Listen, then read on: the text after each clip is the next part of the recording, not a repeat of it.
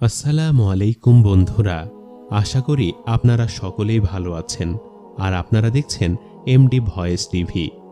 বন্ধুরা, আজকের এই ভিডিওতে আমরা হযরত আদম আলাইহিস সালাম ও এক জান্নাতি গরুর একটি বিস্ময়কর ঘটনা সম্পর্কে বলতে চলেছি, যা শুনে আপনি বিস্মিত হয়ে যাবেন। তাই ভিডিওটি একবারে শেষ পর্যন্ত দেখবেন।